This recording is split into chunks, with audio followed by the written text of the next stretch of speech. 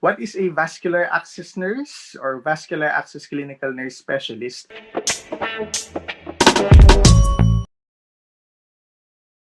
Have you taken the IELTS multiple times without success? Are you 2, 1, or even just half a band away from what the NMC or GMC require in order to give you your PIN or license to practice? Then stop, take a breath, and let us help. You see, here at IELTS Medical, we've given doctors and nurses the tools they need to pass the academic version of the IELTS exam as efficiently as possible.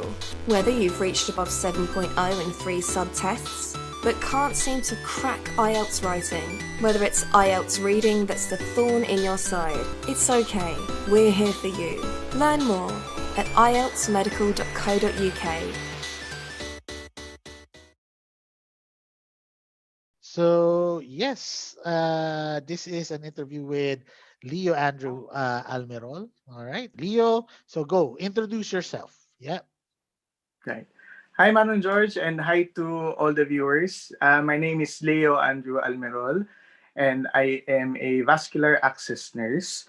I'll explain to you later kung ano ba yung vascular access nurse. No? But is I have been nursing for 10 years na. I qualified in 2009. I studied in the Philippines, worked in the community setting sa Philippines, government and private. So after several years of working sa Philippines, nagkaroon ng massive recruitment campaign yung UK for the Philippine nurses. And in 2015, after passing the IELTS and all those exams, I luckily got selected to work sa Southwest London na district hospital there as a staff nurse. So for 2 years, I was working in acute assessments unit or A&E area, so medical side siya. And then at around 2.5 years working sa London, na-feel ko na parang I wanted something kasi nakikita ko na yung iba't ibang mga possibilities ng nursing kasi very vast ang nursing sa UK. By some stroke of luck, I found myself sa north of London, some 40 minutes train away. I applied. Yung unang job ko after my staff nurse position was thrombolysis nurse. So medyo specialized na din siya, but then meron pa ding team lead and parang head nurse part yung job ko doon. And I did that for 1 year. So ako, I didn't see myself being a team leader kasi mahirap mag-manage ng tao. Andyan yung pressures of manning the ward. So at the back of my head, andun pa rin yung pangarap ko na gusto kong maging clinical nurse specialist, yung magtrabaho sa isang clinic area, tapos may sarili kang pacing ng trabaho. Yun yung pinaka-goal ko talaga din. Just applied for this job called Vascular Access Nursing. Nagkaroon ng job opening. So that is my brief introduction on me. So tell us, what is a vascular access nurse, Leo? Right. So what is a vascular access nurse or vascular access clinical nurse specialist? My main role dun sa hospital ko is I work with another lead nurse. So dalawa lang kami dun sa team. We call it the vascular access team. And kung familiar kayo dun sa mga cannula or yung suero, parang ganun siya pero mas mahaba. So ganito yung itsura niya. So as a vascular access nurse, our main job is to put these devices. It's called a PICC line. So ayan siya. Para siyang mahabang suero or mahabang cannula. So ayan siya. That's not my arm, but that's how it's going to look dun sa pasyente. And we use ultrasound when we put this device in. So para saan ba yung mga ginagawa naming PICC line, midlines, and these central venous catheters? Mainly, we put them for patients requiring chemotherapy. So yun yung pinakamalaking bulk ng trabaho namin is we deal a lot with cancer patients requiring chemotherapy. We are also called upon in the hospital kapag may mga difficult venous access, yung mga mahirap sweruhan, kasi gumagamit kami ng device na tinatawag ng ultrasound. So parang magic device siya, nakikita namin yung pinakamaliliit na veins. So yun yung ginagawa namin. So So, as a vascular access nurse, para kaming mini surgeons because we go to the patient's bedside, we dress up like surgeons, nagbibigay kami ng anesthetic, and meron kaming special device to look and see kung kahit gaano kaliit yung vein, we're able to see. Yun, so, and the technique that we use is very like theater, pero we don't do it in the theater. Kumbaga, instead of the patient coming to the theater, we go to the patient's bedside. So that saves a lot of time and savings then for the hospital because instead of having to do it in the theater setting, they can have these devices conveniently. So yun, ano pa ba yung trabaho ko as a vascular access clinical nurse specialist? We are heavily involved with infection control. Siyempre, foreign object yan. Kapag nasa loob ng katawan ng tao, pwede siyang ma-infect. So yun yung binabantayan namin. We provide training dun sa mga staff para alam nila kung paano gamitin, and we provide support kapag duty hours namin, kapag may mga problema sila, minsan bumabara yung mga linya or minsan pag accidentally natatanggal siya. Tapos sa management side naman ng trabaho, because clinical nurse specialist kami, we are involved with policy and clinical guidance writing. So yun yung medyo challenging na part, no? Especially ikaw yung rely ng trust mo or yung hospital mo para maging safe yung delivery ng care dun sa mga pasyente. So yun yung isa sa mga mabigat na responsibilities of being a clinical nurse specialist. We also do a lot of research and studies. So sabi ko nga, isa sa mga na-enjoy ko talaga is yung pagsusulat for the British Journal of Nursing. Isa sa mga dream ko yun, dati sabi ko, sana makapag-contribute ako sa ng kahit na anong article or something. Wala akong formal training, which is amazing para sa akin na I'm able to contribute, no? And a lot of people are able to get some knowledge from the day-to-day experience that we have. So yun ang vascular access clinical nurse specialist. How different was it for you when you started doing your own lists as compared to your band 5 job? Pros and cons siguro? So a day in the life of a vascular access clinical nurse specialist, paano ba siya different sa nung staff nurse ako?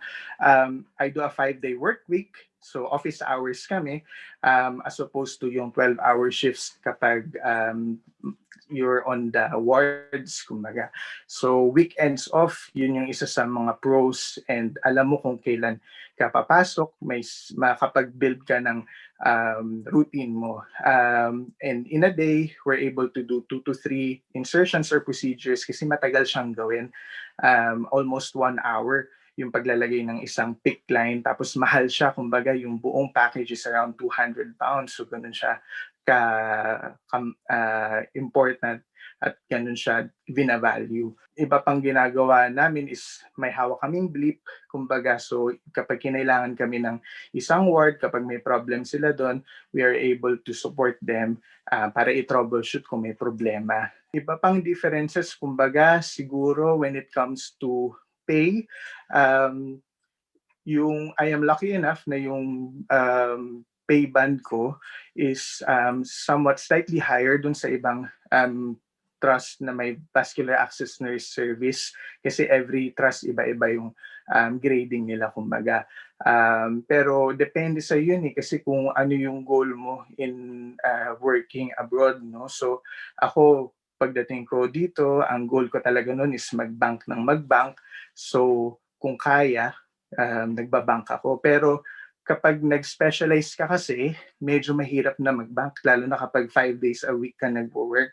No? So, depende yun sa iyo kung ano yung career goals mo. Kung goal mo mag-ipon or kung goal mo may mag-progress ka sa career ng specialty mo. So, yun yung ibang mga pros and cons, kumbaga, differences in working as a staff nurse and working as a clinical nurse specialist.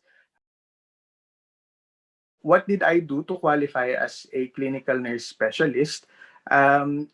medyo naging maswerte din ako dun sa pag-apply ko nung job as a clinical nurse specialist. Karamihan sa mga bagong nurses ngayon, malalakas yung loob. Talagang sige lang sila ng sige, lalo na pag Pinoy, hanggat may career progression, sige, itatry yan. Kaya yung iba nakakakuha ng advanced post kahit medyo kulang pa yung experience nila. Similar sa akin, no, nung nag-apply ako ng post, sabi ko blindly, sige, itry ko lang yung post kahit hindi ko alam exactly kung ano yung gagawin. Like, even before ako mag-apply dun sa job, hindi pa nga ako nakita kung paano maglagay ng device namin, ng pick line. When the job was put up on the NHS job site, kasi lahat ng jobs na available sa NHS is open for all to apply. Kapag meron ka ng essential and desirable skills, pagpasok ka doon, gagalingan mo na lang sa interview, makukuha mo yung job. And that's what I did. So when they phoned me that afternoon, sabi nila, you got the job. I was very excited. I was very happy. Finally, I'm able to do what I was dreaming to do, which is to become a nurse specialist. Pero short-lived yung excitement ko kasi when I first came in, sabi ko, nurse specialist ako pero hindi ko alam kung ano yung gagawin ko. Pero luckily, yung boss ko taught me how to do the procedure. So, kumbaga, on-the-job training siya. And you're very lucky if you're able to get support from your hospital or from your training team. And also, meron ding part sa akin na kailangan kong maging on top of my game. So dahil people will rely on my specialty, I have to make sure that I am always up to date. So I always read yung mga magazines. I am a member of different associations like yung National Infusion and Vascular Access Society, American Vascular Access Society, and all that, para maging up to date ka. So yun, sabi ko pa nga, I was feeling in big shoes that time kasi yung pinapalitan ko, she wrote a part of the book. Sabi ko, kaya ko bang i-feel yung shoes na ganun kalaking responsibility? And so far, maganda yung feedback sa akin ng manager ko. Happy siya sa work that I do. And the people around me appreciate the job that we do. So, ayun, it's been a good experience so far. Galing. Alam mo, nagustuhan ko yung part na sinabi mo na yung may ibang, yun nga, lakas ng loob, pero pagdating mo, hindi mo alam. Ang maganda doon, you recognize that. Any advice for others who want to take on this route to be a vascular access nurse? Anong masasuggest mo sa kanila? If you want to be a vascular access nurse or a clinical nurse specialist, isang advice ko dyan is you've got to have keen interest on your specialty. That's number one. So you have to be on top of, making sure na sa practice mo, lagi kang up to date, na nakikipag-network ka, especially dun sa mga specialist na ng hospital mo, yung mga doctors, no, parang medyo rubbing elbows ka na sa kanila ng konti, na nagpapakita ka ng interest mo. And then you couple that with enriching yourself, lalo na ngayon pandemic, nung usong-uso yung mga webinars. So, napakadali ng mag-gain ng knowledge ngayon, no? So, type mo lang, mag-search ka lang online ng mga free webinars on the specialty that you want. And then they can offer you trainings, online webinars. So, yun, malaking tulong yun. And also, wag mong kakalimutan yung basics ng nursing. So kahit specialized na yung trabaho mo, dapat babalik ka pa rin dun sa basics of nursing, which is being a compassionate, being a caring nurse, kasi yun yung magiging foundations mo kapag nag-specialize ka na. So, alright, so bago ako mawala at papatayin ako ng editor ko pag hindi mo ito nagawa. So, always remember, Manong knows. Subscribe to our YouTube channel. Join our Facebook group, Filipino UK Nurse. Sign up to our website, www.filipinouknurse.com.